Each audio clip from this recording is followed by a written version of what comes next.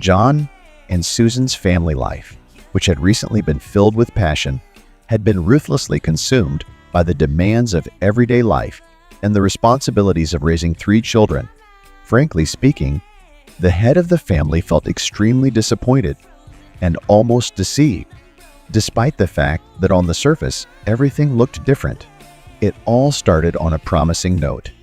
John, being 11 years older than his young wife, a rarity in today's world, he was her first man. Under his careful guidance, Susan blossomed as a woman.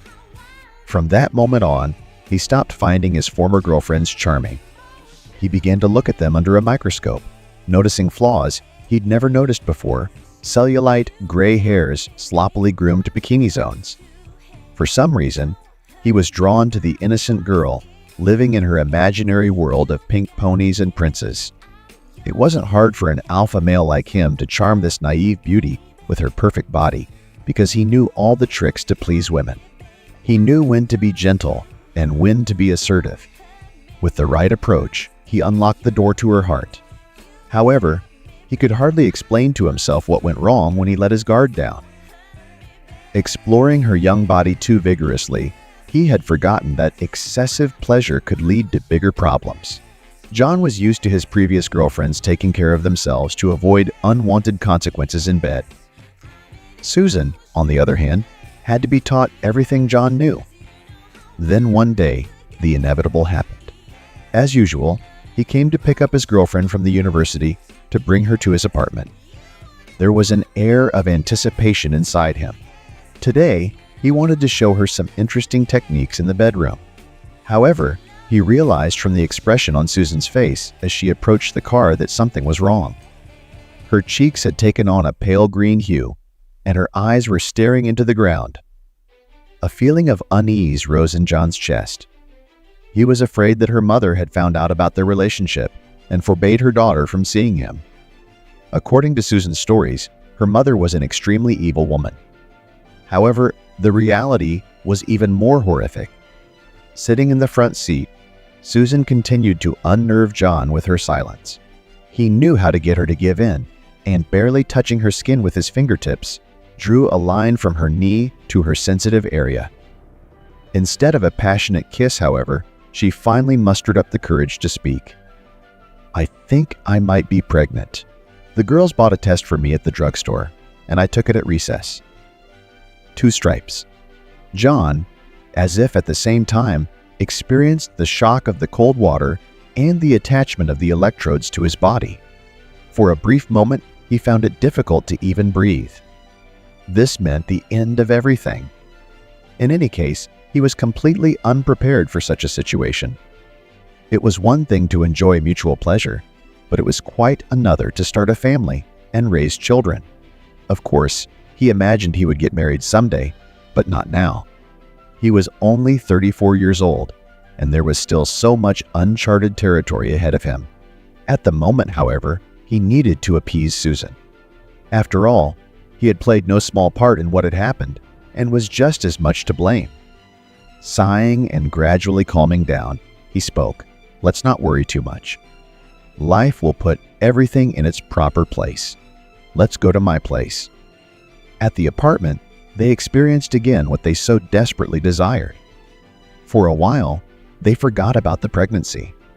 The problem seemed to disappear by itself, but what followed was like a horrible movie.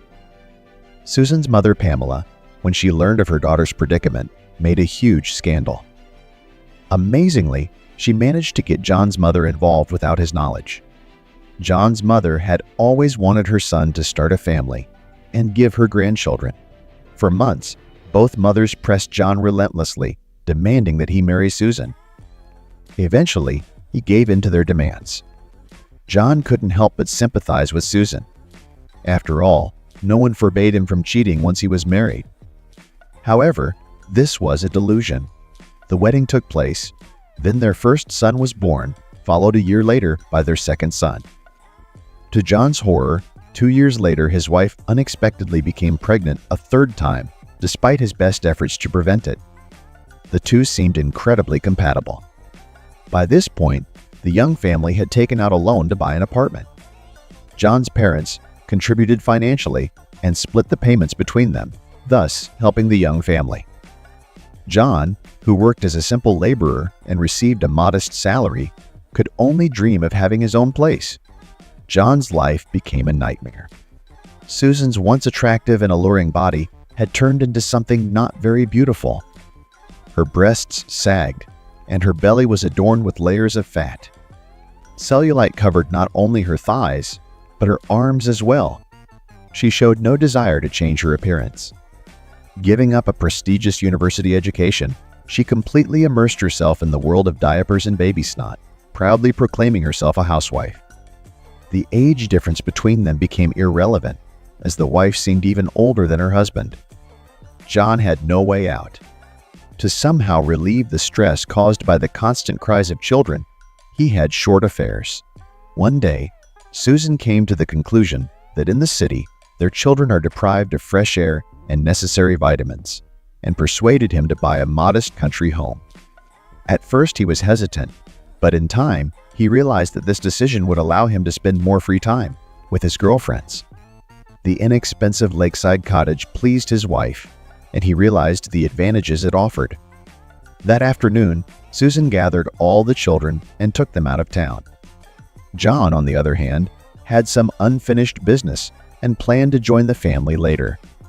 He intended to have some privacy with his new girlfriend, since her husband was away at work, and she claimed she was bored and needed a vacation. However, barely had John finished showering and applying a fragrant perfume to his skin when the doorbell rang. Frowning, he quickly wrapped a towel around himself and hurried into the hallway. On the threshold stood his mother-in-law, holding a large package. Glancing at her son-in-law, the woman lowered her eyes in embarrassment and muttered, "Susan and I agreed that I would help you clean up the house while the children are away." "I hope I'm not intruding," said the mother-in-law. John found himself in an awkward situation. A sudden warmth swept over him, especially under the towel, and reminded him of the feelings he had once had for Susan. They hadn't yet been married then. Despite his best efforts with other women, he couldn't replicate the same pleasure. The awkward pause lasted what seemed like an eternity until Susan's mother saw something she wasn't supposed to see.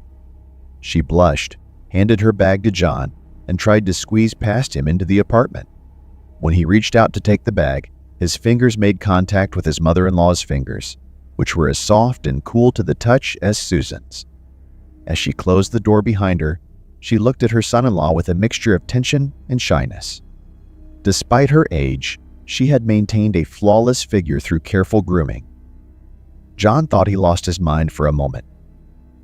Standing before him was Susan with her familiar piercing blue eyes and full lips. In an instant, the towels and clothes of the guests fell to the floor. The phone on the nightstand made a low, high-pitched sound. It was a call from a friend John had forgotten about, a friend who was expecting a date. At that moment, however, John didn't hear the call. His mind was consumed with concrete thoughts and concerns. Hours later, Susan's mother finally released herself from John's embrace, and a satisfied smile appeared on her face. She spoke, and there was sadness and understanding in her words. "I know you don't love my daughter. Since you've had your children, she's completely changed.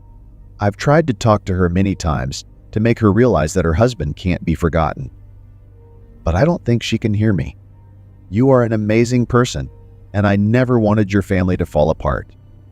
So I'm proposing a kind of arrangement. Sometimes you and I will do secret stuff, and you will continue to be with Susan, at least while the kids are little. No one will ever know what goes on between us. We have a family bond." John was willing to do anything for this woman. Silently taking her hand, he kissed it gently and pulled her to him. He had never imagined that he would be able to feel such happiness and joy again. Meanwhile, the mother-in-law was diligently tidying up, dusting and scrubbing the floors. John went to the village, where his wife was waiting for him, displeased as usual. But this time, her displeasure did not bother or anger him. As he closed his eyes, he mentally pictured his mother-in-law again and again.